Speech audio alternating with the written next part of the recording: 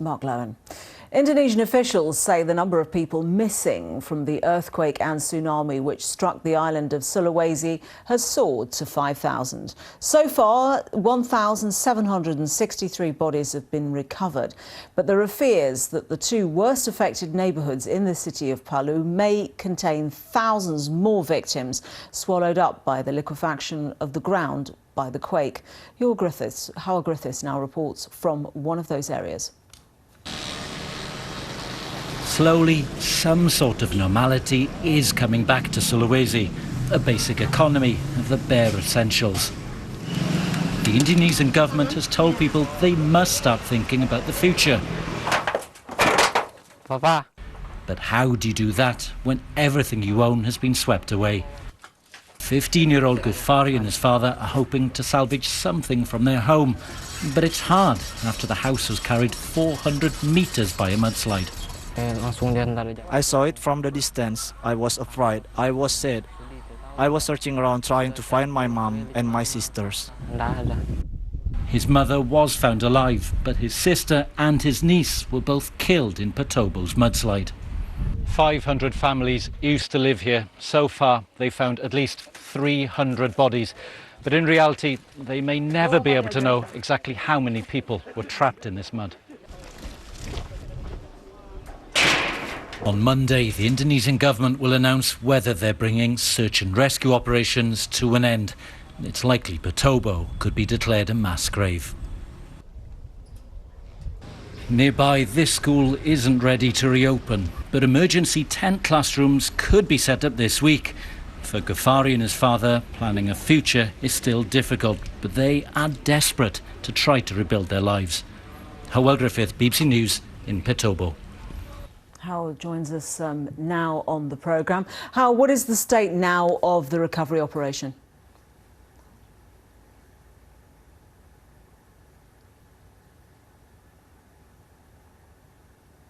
In the coming days, not on Monday, but on Thursday, October the 11th, which will be, well, 2 weeks then of search and rescue. However, no survivor has been found since day 3, so I think people here accept that in reality plucking someone alive from all this rubble and ruin you see around us is entirely unlikely.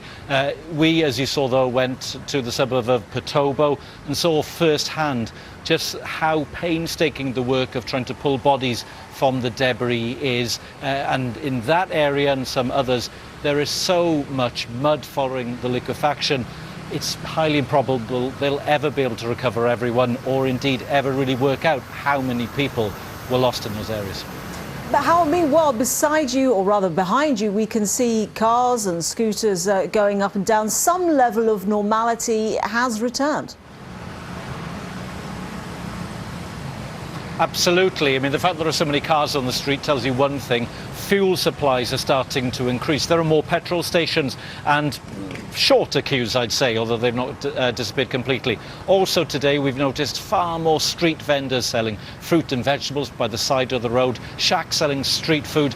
We spoke to one woman selling rice and chicken prepared in her home. Her actual house had been damaged entirely, but she was able to salvage the equipment she needed, and so had been making food, saying she needed to make a living, but also there's huge demand from people needing some kind of hot food. So I wouldn't say this is life as normal, but routine is slowly coming back, and I think actually that's something people here crave.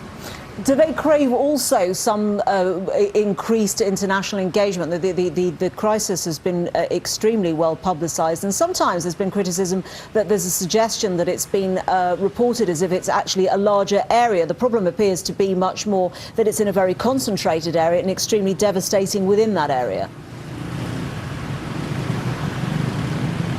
Yes, I mean, certainly the focus in the first few days was the city, Palu, and then those devastated suburbs to the south, like Petobo, which suffered liquefaction and been entirely engulfed, could become mass graves. But we also know that further afield, they weren't able to get areas and had to helicopter initially in to get contact and then to deliver aid. Now, we've been told by the authorities, at least, there is nowhere left they've not made contact. There is nowhere that hasn't received some aid.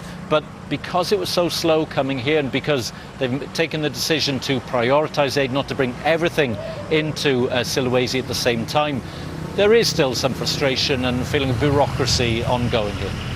Carl Griffiths, thanks very much indeed.